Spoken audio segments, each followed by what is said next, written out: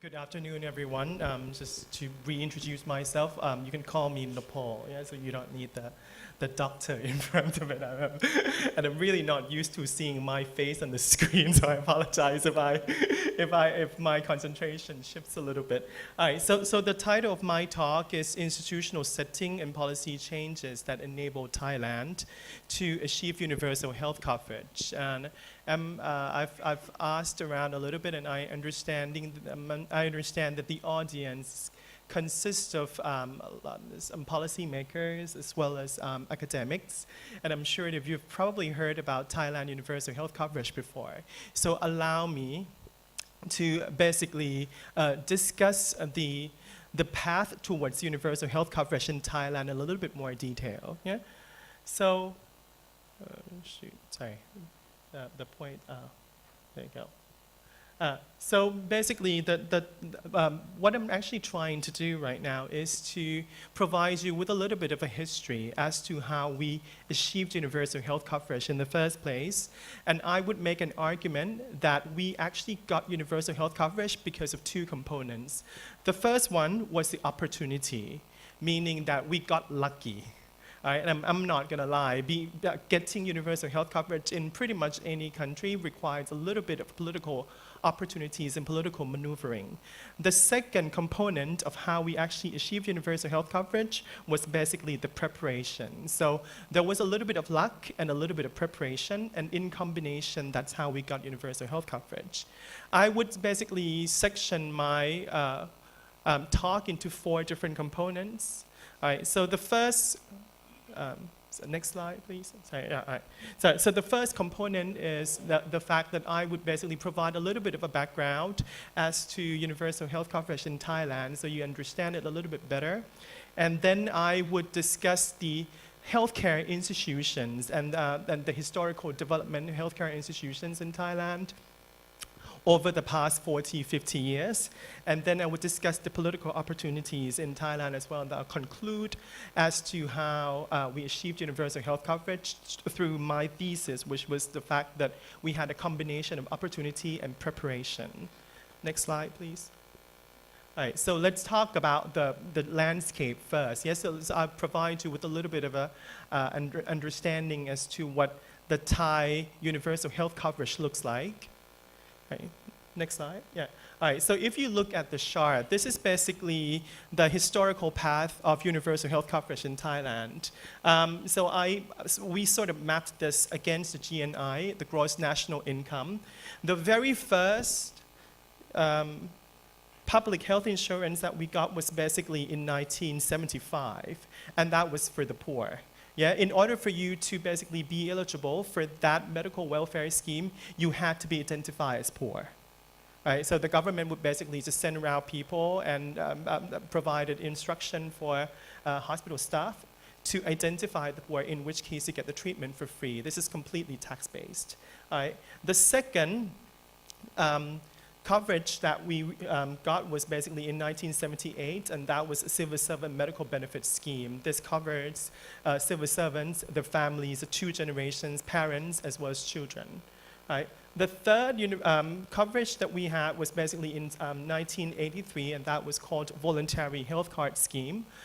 This is when you had to pay 500 baht per year for the entire family to receive coverage. And then we evolved a little bit more. Right? And then in 1990, we had Social Security. And this was mandatory insurance for every single person who worked in the formal sector. You had to contribute about 1.5% of your income towards the fund. It's completely mandatory. And you can see that the GNIs just kept on rising up until 1997.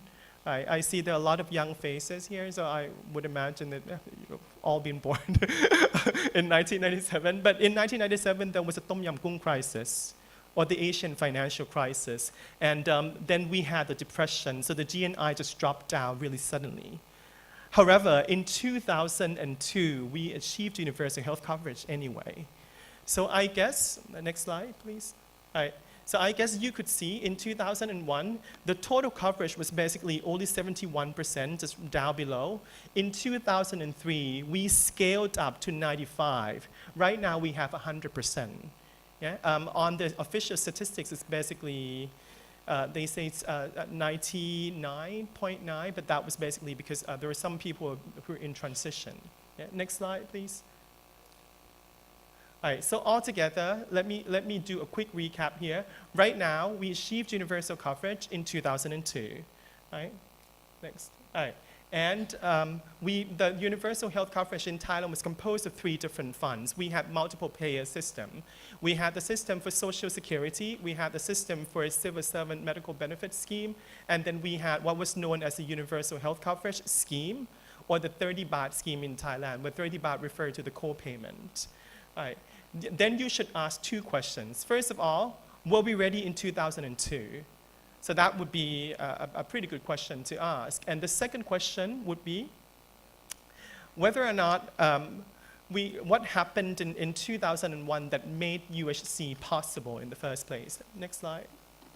All right, so let's talk about the healthcare institutions. I'm going to say that we've done a lot of preparation towards universal health coverage. All right. And the preparation, you could actually look at it from the production function perspective. I would say that in order for you to basically be able to produce any healthcare at all, you would need to have 3 components up there. Yeah? So you would need some sort of materials, including medical equipment, drugs, cheap enough for you to provide access, healthcare access to the entire population. You would also need to have labor. You need to have enough doctors, enough nurses, enough medical personnel, and then you would also need to have capital, meaning not including just the money, not just the money, but also the hospitals. So there would need to be some sort of physical access to the healthcare system as well. And then all of these things combined, once you actually plug it into the production function, you get healthcare services. All right, next slide. Yeah. All right, so that's basically what I elaborated on. Next one, please. Okay, all right, next one, sorry.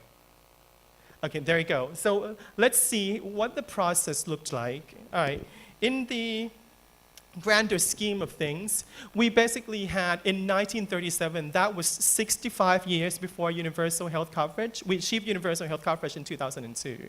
Yeah? So 65 years before that, what we had was the government pharmaceutical organization. All right, so that was the organization that would be later producing a lot of generic drugs for universal health coverage in Thailand. In 1942, 60 years before universal health coverage, we had the Ministry of Public Health. Then 52 years before that, we had supply side expansion, complete supply side expansion, meaning that by the end of 1950, we had 1 major hospital in each and every single province in Thailand. And we had 73 provinces, then we have 77 now. So there is a major hospital in every single province. Right.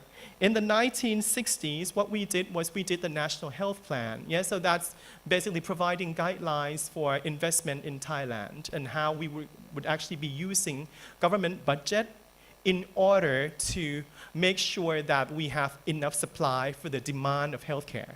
Right. In 1961, the Ministry of Public Health decided to produce their own nurses, so we have more nurses from the 1960 onwards. In the 1971, realizing that the distribution of doctors was a problem in Thailand, so you know that most of the time doctors would be concentrated in major cities, right? So what the Thai government did was to pass a law that says that once you're a medical student, when upon graduation, you have to go out to the remote area and work for 3 years before you can come back.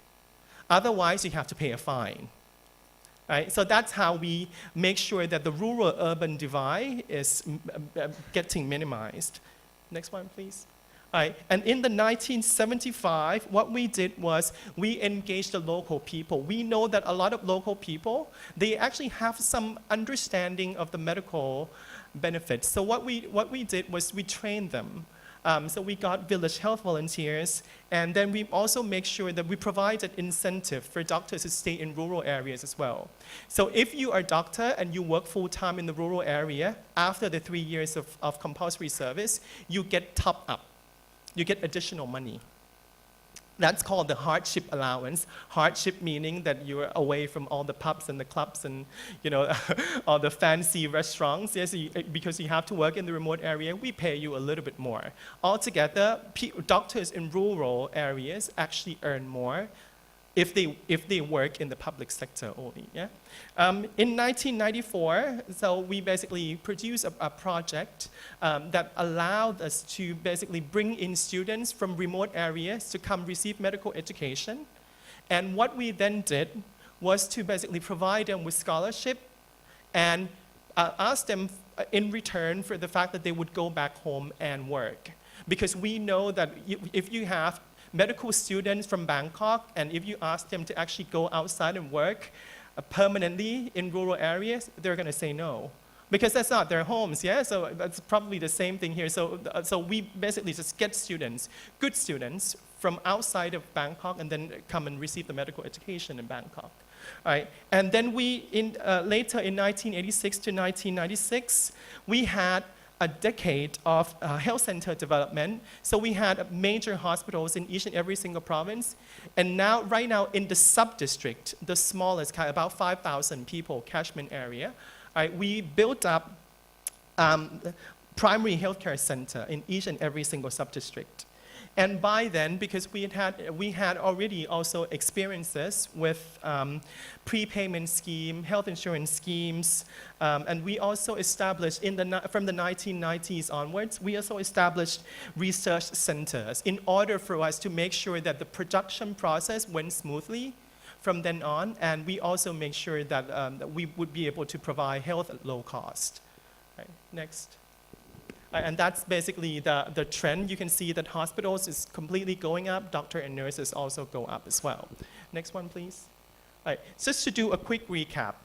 All right, so I just want to show you that this is basically how I envisioned how Thailand was able to achieve universal health coverage in 2002. It was a historical development. We had the materials, which was cheap drugs. We had personnel. We've been producing lots of doctors and nurses. Not enough, but at least, I mean, there were enough during the time. I mean, we're still producing more, of course. And then we had the capital, because we had a hospital in each and every single province and each and every single sub-district as well. So altogether, institutionally speaking, in terms of the health, we were somewhat ready, I would argue. The question then became, next one, whether or not the politicians cared enough. We were ready in 2002, but without the opportunities without the political opportunities, we wouldn't actually be able to achieve universal health coverage anyway. Right. So in order for me to talk about the political institutions a little bit, allow me to refer to the political process here. Right. Every single time when you're trying to push out a reform, you have to start off with that box right there, and that's basically signaling. You have to be able to voice to whoever has the power that there's a problem with the existing system right now, right? And your voice has to be heard. If it's not heard, it's gone with the wind. There's no way you're actually going to be able to get any feedback. Once it's heard, then the next thing that you have to do is then to formulate some sort of policy in order to solve the existing problems. And then when you do that, you have to then go on and aggregate. How do you aggregate? You basically just try to get the political support for the policy you're proposing. Next one, please. All right. So here's what happened. Before 2002, what happened was there were a lot of problems with access. Even before 2002, before we achieved universal health coverage, about 18 million people were without insurance.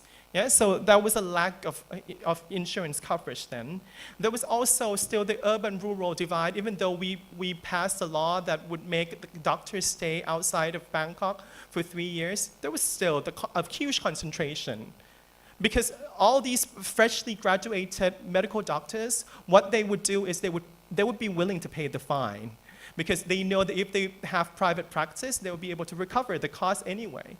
Yeah, so there's still the urban-rural divide. There's also complete underutilization of health services. The IP inpatient rate of utilization was only 0.4 in 1996, and that was partly attributable to the lack of financial protection in Thailand.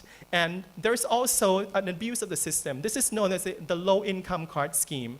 If you still remember, that was basically the first health insurance scheme in Thailand, where we basically provided free care for the poor. What happened then was that in order for you to receive free care, you had to be identified as poor people.